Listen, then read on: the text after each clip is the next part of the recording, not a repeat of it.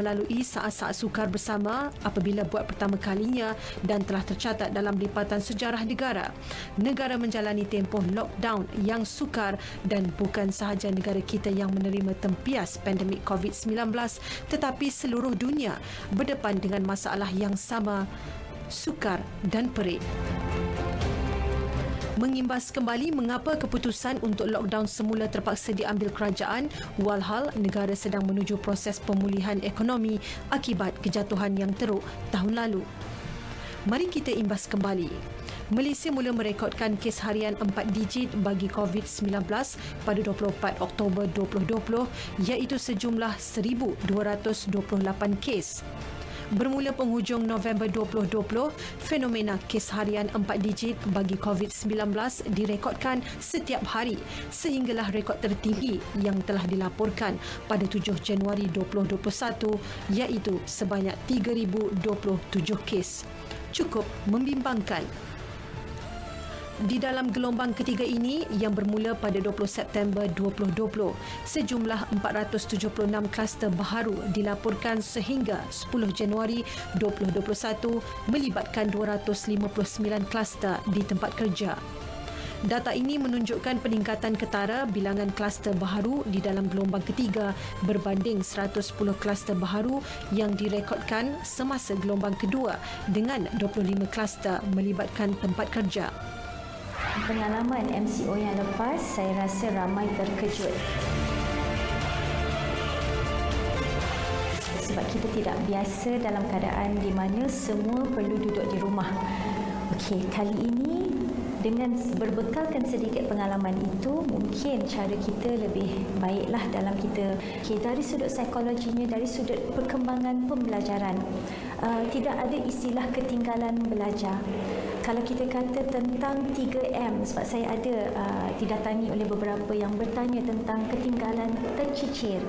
3M, membaca, menulis, mengira, kan? Tidak ada istilah ketinggalan itu kerana anak-anak ini, kita cakap tentang manusia yang belajar. Kita kalau hari ini berumur 60 tahun contoh, tapi kita nak belajar Al-Quran, kita boleh belajar Al-Quran, tidak ada masalah apa-apa sebab ianya adalah skill belajar. Tetapi yang kita risaukan adalah perkembangan emosi yang berada dalam diri setiap manusia ini. Okey, kalau kita kata dari sudut perkembangan otak, emosi ini memegang 90% daripada perkembangan otak. Jadi kalau saya persoalkan, bagaimanakah kita dalam menjaga perkara ini? So perkara ini dipandang enteng oleh ramai yang tidak melihat perkara ini penting, yang mana hari ini kita lihat masalah mental ya sangat tinggi di kalangan masyarakat. Jadi persediaan untuk kali ini mungkin lebih baik daripada yang lepas sebab ramai pihak mungkin sudah sedar tentang sokongan yang diperlukan oleh masyarakat.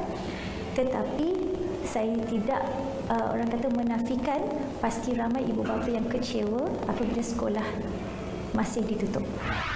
Sebenarnya bukan isu kluster atau mengapa negara di lockdown yang ingin dibincangkan. Sebaliknya, apakah natijah di sebalik PKP yang dilaksanakan kepada mereka yang bergelar pelajar?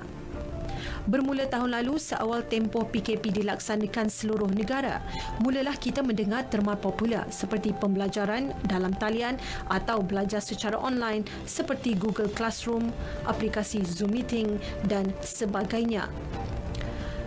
Di dalam era digital revolusi terkini, bidang pendidikan tidak ketinggalan dalam mengalami transformasi ke arah andragogi dan pedagogi secara digital. Pelaksanaan pembelajaran atas talian telah lama dipraktikkan di negara-negara maju kerana ia dipercayai mampu memberikan pelbagai manfaat dan kebaikan. Seiring dengan Perintah Kawalan Pergerakan PKP yang dilaksanakan oleh kerajaan bagi membendung penularan wabak COVID-19, kaedah pembelajaran dalam talian merupakan satu keperluan tunjang bagi memastikan pelajar terus diberi pendidikan walaupun berdepan situasi sukar kerana tidak dapat bersemuka dengan pengajar seperti kebiasaannya. Kebanyakan universiti tempatan, baik awam maupun swasta, termasuk sekolah-sekolah di Malaysia tiada pilihan lain dengan menggunakan kaedah pengajaran dan pembelajaran secara maya bagi memastikan silibus pengajaran dapat disampaikan dengan sebaik mungkin dan sesi pembelajaran tidak ditangguhkan. Sepanjang tempoh PKP, Kementerian Pendidikan Malaysia telah mengeluarkan Panduan Pelaksanaan Pengajaran dan Pembelajaran PDP semasa PKP bermula 1 April 2020 yang merangkumi pembelajaran secara dalam talian menggunakan Google Classroom supaya pelajar tidak ketinggalan dalam pendidikan. Beberapa buah universiti turut memulakan kuliah dan pembelajaran secara dalam talian.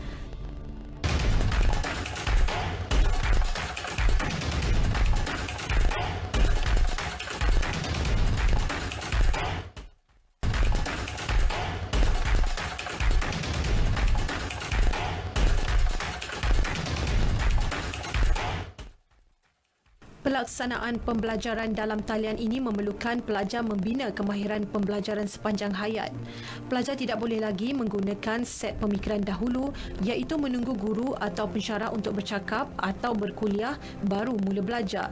Pelajar perlu menentukan apakah yang perlu dipelajari, mencari bahan yang telah guru atau pensyarah letak di platform pembelajaran maya seperti Google Classroom dan e-learning universiti. Pelajar juga perlu belajar menyusun masa dan keutamaan, bahan mana yang perlu dipelajari dan diselesaikan terlebih dahulu, yang mana kemudian.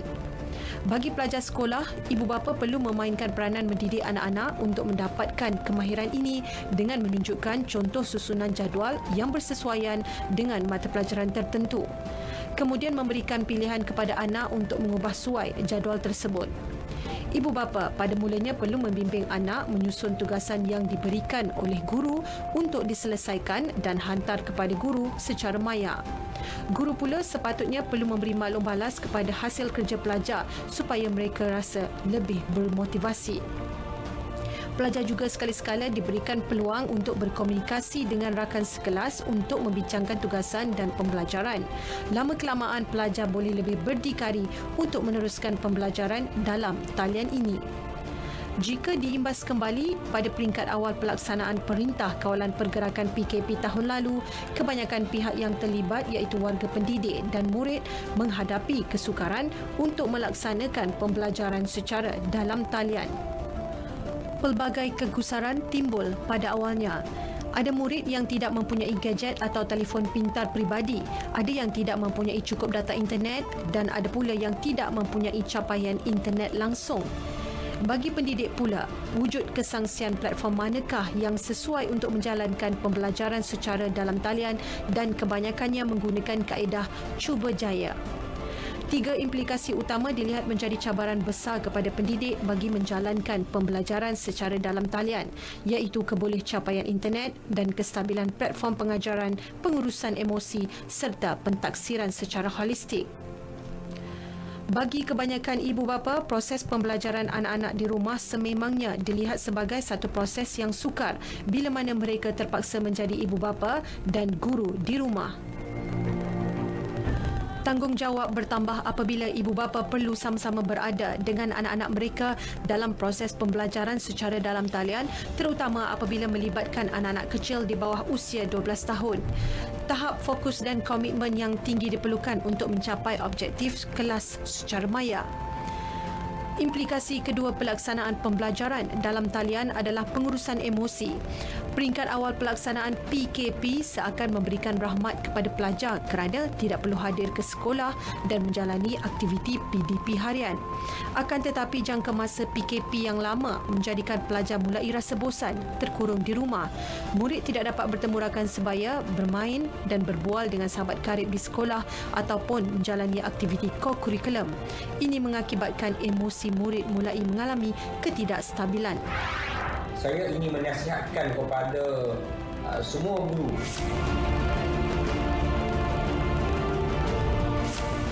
terutamanya di kawasan PKP yang terpaksa terus mengamalkan pengajaran dan pembelajaran di rumah bersama dengan murid-murid mereka agar meneruskan komitmen tinggi mereka dalam memastikan pembelajaran kepada anak-anak murid mereka ini dapat terus diteruskan dan komitmen tinggi dan juga apa yang telah ditunjukkan oleh guru-guru sepanjang proses pengajaran dan pembelajaran sebelum ini akan dapat diteruskan dan memastikan bahawa guru Malaysia adalah guru yang terbaik.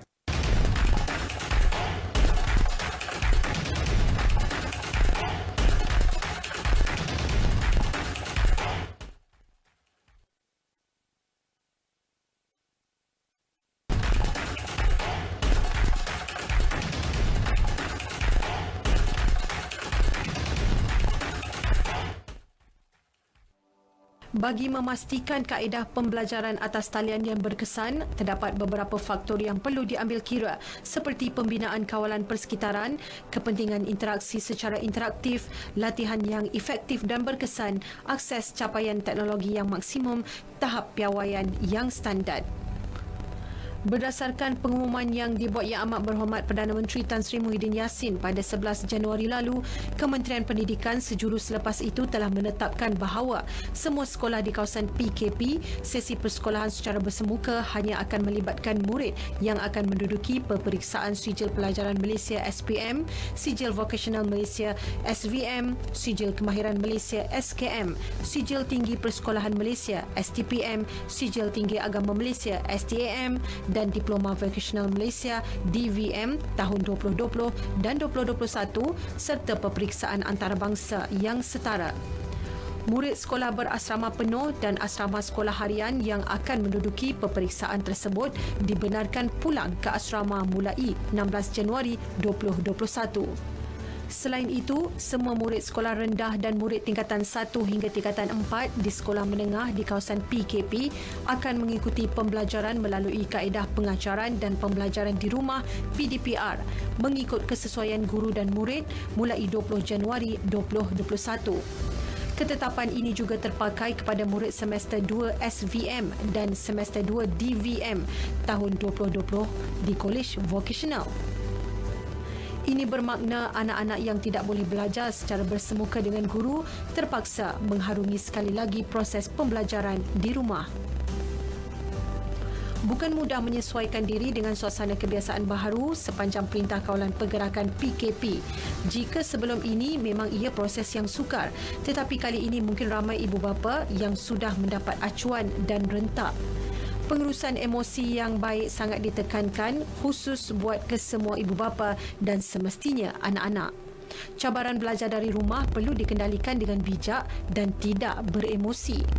Proses berterusan ini terpaksa dilalui semua pihak. Kalau boleh saya nasihatkan anda, pandemik COVID-19 bukanlah waktu di mana kita perlu risaukan semua ini.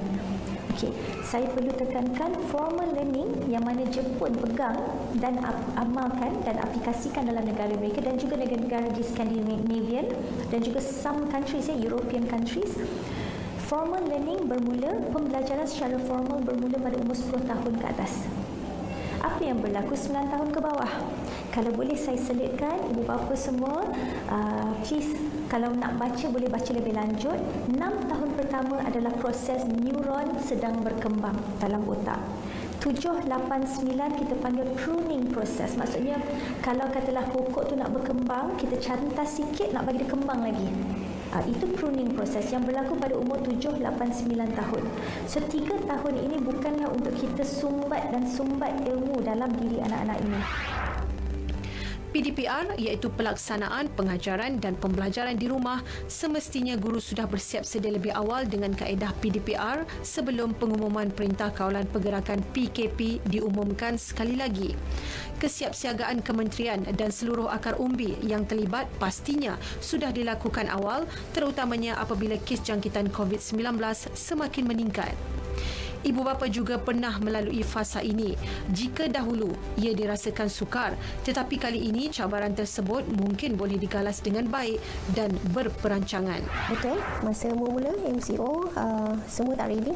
I think parents are not ready, the kids pun tak ready. Basically kami struggle juga menghadapi situasi itu. Kemudian bila dah kena sekali lagi ni, I rasa macam banyak je benda yang kita boleh improve dan everybody dah ready. I think yang this one is much better sebab kita dah sedia. Anak pula yang sudah sebati dengan online kelas terpaksa jual akur demi memastikan keselamatan dan kesihatan bersama. Rata-rata mereka yang ditemui rasa rindu kepada guru-guru dan rakan-rakan tidak dapat dielakkan. Mujur teknologi menjadi penghubung. For me, susah. Ya, what I want to, apa saya nak cakap dengan cikgu. Susah sebab dekat online kelas tu dia macam banyak sangat orang, and then semua orang macam nak share apa dia nak cakap dekat semua nak bercakap dalam online tu kan, ramai kan.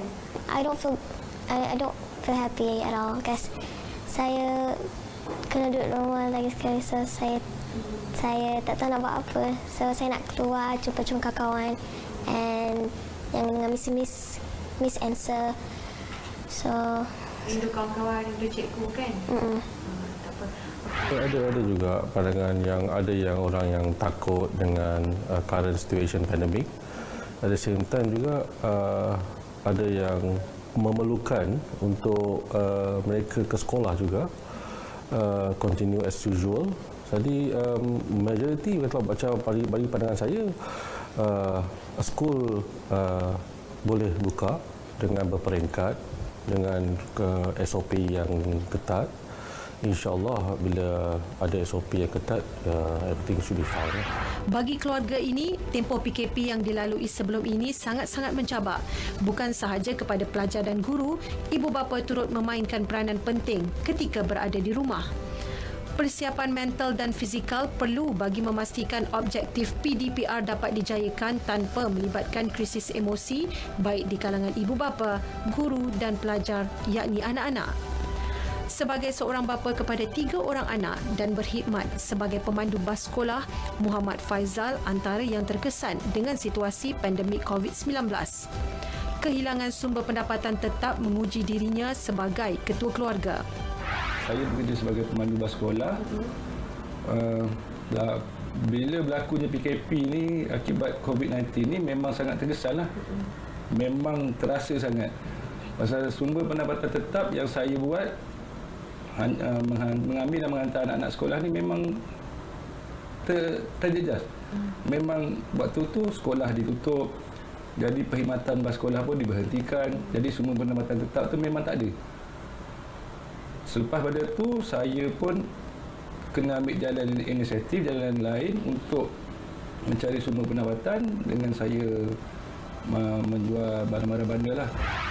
Langit tak selamanya cerah, ada kalanya mendung, ada kala hujan. Apa yang berlaku sebelum ini dijadikan sandaran. Mujur, isteri tersayang menjadi tulang belakang untuk sama-sama menyara keluarga. Kalau tengok dalam konsep daripada mula PKP, sebenarnya memang semua orang macam goyang sebenarnya sebab kita takut dari segi financial, di mana income kita is based on perniagaan. Both husband and wife kita memang based on perniagaan sendiri. So bila jadi, so kita takut dari segi financial menyebabkan macam mana kita nak uruskan keluarga pada waktu PKP yang mula-mula kena tu. Tapi sebenarnya kita tak adalah macam terkejut kali ini disebabkan kita dah belajar daripada PKP yang first hari tu. That's why this round kita memang banyak menyimpan dan anak-anak pun dah lebih pandai membahagikan masa dari segi diorang punya pelajaran dan juga permainan game diorang semua tu sekarang. Masa tu memang sangat penting. Untuk pelajar yang di peringkat menengah dan selanjutnya mungkin terasa lebih sukar kerana tidak mampu melaksanakan pembelajaran secara praktikal. Sebagai welding kan, sekolah ambil bidang welding. So bab welding tu macam bagi lemah sebab masuk sekolah lambat, nak buat benda tu pun jadi tangguh. So makin kurang aktiviti bab macam tu, so dah makin tak pandai. Usaha untuk memutuskan rantaian virus COVID-19 sebenarnya bukan bergantung kepada kerajaan dan barisan hadapan semata-mata. Peranan besar perlu dimainkan seluruh rakyat Malaysia, walhal dunia sekalipun perlu sama-sama berjuang sekali lagi melawan virus berbahaya ini. Bukan kita tidak pernah melaluinya, kita semua pernah melalui fasa-fasa genting. Bersandarkan pengalaman yang lalu, apalah salah sekiranya kita berkorban sekali lagi demi mencapai objektif supaya pandemik COVID-19 segera berlalu pergi. Pada semua murid-murid, saya ingin menasihatkan supaya menjadikan kesukaran yang dihadapi semasa belajar dari rumah ini sebagai cabaran mereka. Mereka perlu menerima bahawa kita sekarang ini berada dalam norma baru dan kita perlu menyesuaikan diri kita dengan norma baru ini dan sentiasa berhubung dengan guru-guru di sekolah. Kekal duduk di rumah sekiranya tiada keperluan keluar. Tingkatkan SOP, uruslah emosi dengan baik dan bersama-sama kita putuskan rantaian COVID-19. Untuk ibu bapa, jaga emosi anda, ikuti SOP, duduk di rumah dan saya yakin kita akan berjaya mengharungi PKP yang kedua ini sekali lagi, insyaAllah. Stay safe everyone. Bye. Kalau kita nak duduk rumah macam bosan, tak bolehlah bosan sebab kita kan nak lawan COVID tu, kita pun nak sekolah. Sekolah pun tutup. Jadi kenalah duduk rumah barulah COVID tu pergi dalam tempat lain. Okay guys, stay safe. Bye. Dan untuk adik-adik dan dia juga yang mana tengah tak sekolah ni kan, korang jangan ingat kau tak sekolah ni korang boleh suka-suka hati nak main. Belajar dekat rumah pun boleh. Dan luangkan masa bersama keluarga tersayang. Bagi yang berada dalam kawasan PKP, walaupun belajar di rumah, tidaklah seseronok belajar di sekolah kerana tak dapat berjumpa dengan cikgu dan juga kawan-kawan yang lain. Namun, masih banyak kebaikan yang awak semua boleh dapat di rumah seperti meningkatkan kemahiran ICT masing-masing. Jadi, PKP atau PKPB jangan lupa untuk sentiasa mengamalkan 3W dan elakkan 3S. #kita jaga kita.